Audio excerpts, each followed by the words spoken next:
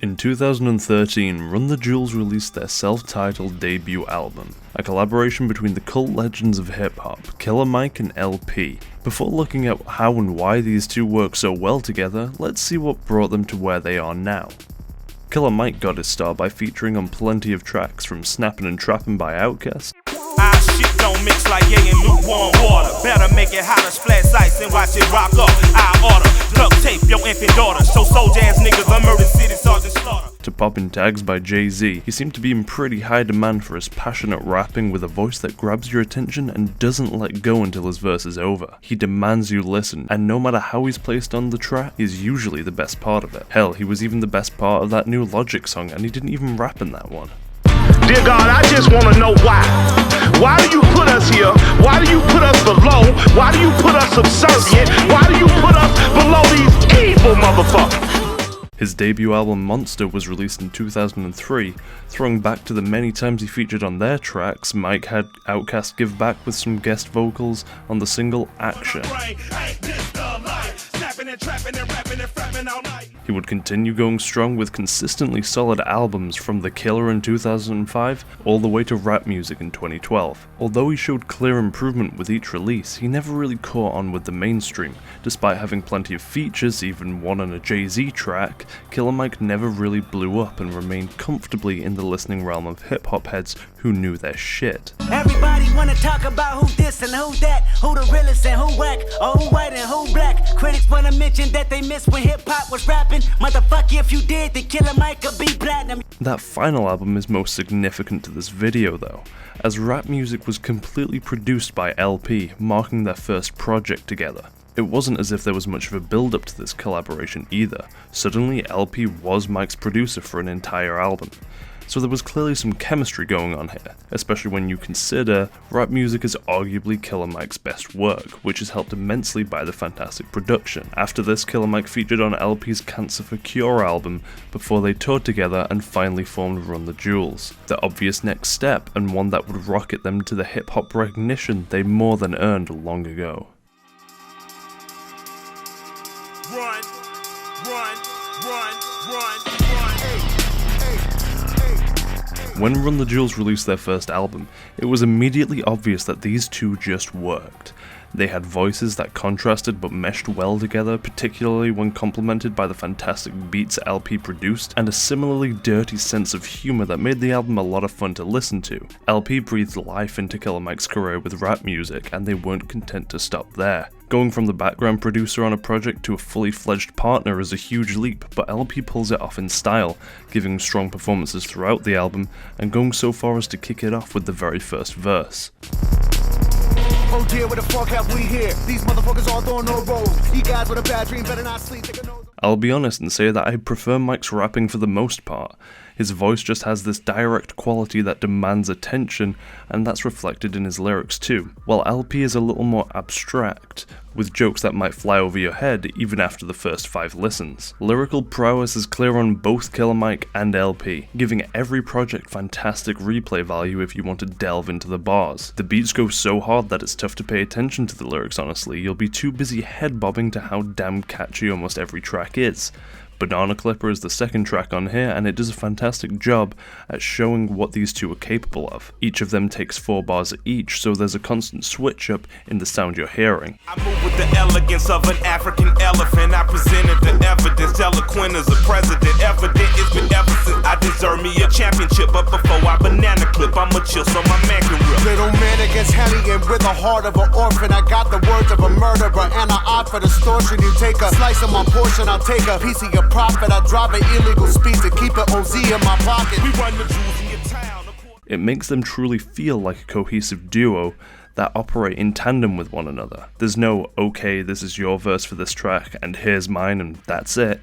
Instead, they interchange constantly and bring one another up. Producer gave me a beat, said it's the beat of the year. I said LP didn't do it, so get the fuck out of here. It's just one of the many lines that depict their dedication to each other.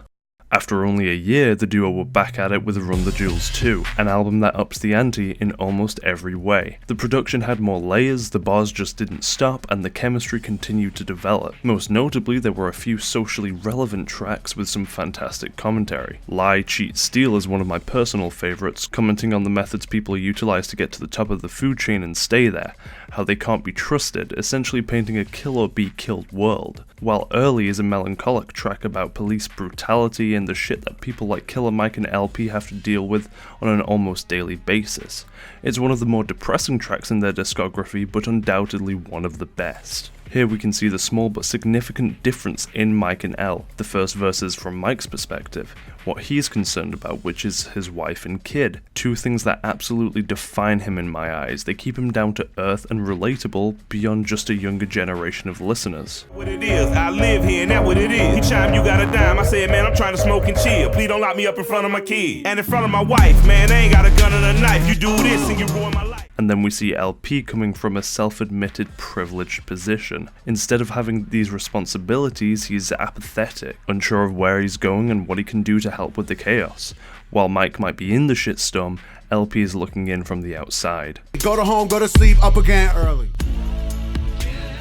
Political and social commentary would continue to become an even greater part of RTJ3, their third and in my opinion best album yet. The duo have a heavy focus on these conscious songs. Instead of having them once in a while, they take up the majority of the time. With Killa Mike being so invested in political activism, many of you might have been introduced to him through Bernie Sanders of all people, you couldn't expect that not to carry over into the music. What helps immensely is the two perspectives you're being given. Sure, Mike and LP might have similar social views, but they come from different backgrounds and ethnicities, helping them connect to a wider audience and broaden their appeal without it ever feeling forced. The track 2100 released early when news of Donald Trump's election came about. Yet while the track is somber, it doesn't appear to be pandering to any particular side. While this project might not be as huge of a leap as 1 to 2, we still see improvements, especially in how they bounce off one another, even having the lyrics intertwine. Tell her, holy fuck, Jesus Christ, give me a fucking break. She says, don't curse your mama, goddamn it, and do a dinner plate. Damn.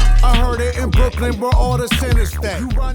Another wonderful addition to this album in particular is the way almost every track flows from one to the next. You don't even hear the transition, making the project feel that much more cohesive.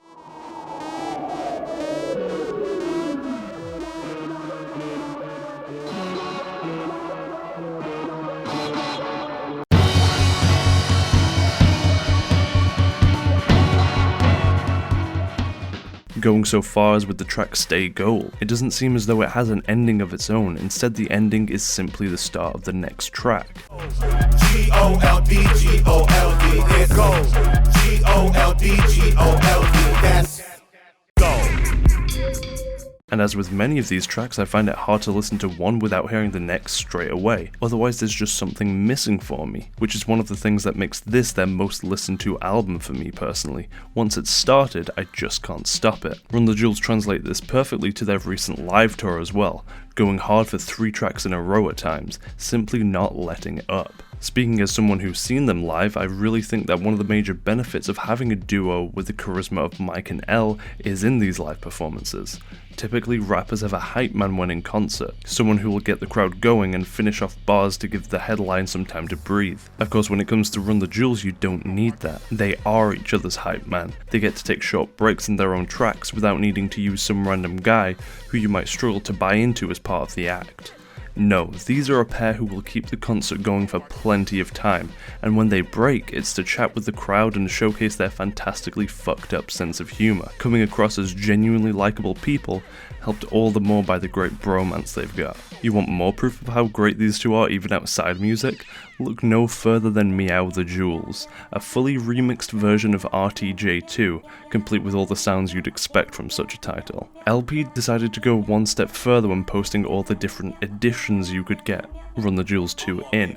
So beyond the deluxe edition, there were versions ranging to $100,000. Amongst all this absurdity was an edition called Meow the Jewels for $40,000, which promised to replace all the instrumentals with cat sounds. Sure enough, one person made a Kickstarter to reach this goal and forced the two to do it. At first they wrote it off as a joke, but it grew and grew until it reached $65,000, at which point the duo said they'd make the album a reality and donate all of that money to victims of police brutality. The most shocking thing of all is that the album isn't actually terrible. It's a solid remix album that just happens to have a ridiculous theme, but it sticks to it so well, and with the bass songs being as great as they are, it's hard to not enjoy it even when you're hearing cats in the background. Even today, any sales of that album go to lawyers who defend protesters. Speaking of sales, Run the Jewels see plenty of them despite giving away all of their albums for free. There's no reason not to give these guys a shot because there's no barrier for entry. Even now they're still surprising fans by dropping their last album on Christmas Day for free, going against the January 13th release date they had previously stated. There are plenty of hype rappers out there these days, but you need to be able to follow up on the bragging, otherwise it comes across as you talking a big game but not being able to follow through with any quality. The listener isn't going to believe that you're as savage as you claim without the bars to back it up. Oh, and making a good beat helps too. This is so crazy! Say hello to the masters on behalf of the class's masses. We showed up ski masses, pigs and asses, the murder. And those are my thoughts on Run the Jewels. I could go on about these guys all day. I absolutely love them. Definitely in my top 5 in terms of hip-hop artists. I'd like to thank you all for watching. Thanks for all the positive feedback on the Kendrick Lamar video. People requesting it to essentially be a series is why this got made so fast. To people who are longtime viewers, don't worry, game stuff isn't going anywhere. I will be bringing it back and doing more stuff on it just when the inspiration strikes me, really. I do have some thoughts on Little Nightmares coming up and a highlight from one of my rhyme streams. If you do want more gaming content, then of course you can just watch the live streams or the VODs of those. Those are always a fun time. I've got more stuff coming up, just pretty much on whatever I feel like at the time. I think I might do something on a TV show next, so look forward to that. Thank you everybody for all of your support, it means a lot to me, and have a fantastic day. I'll see you soon.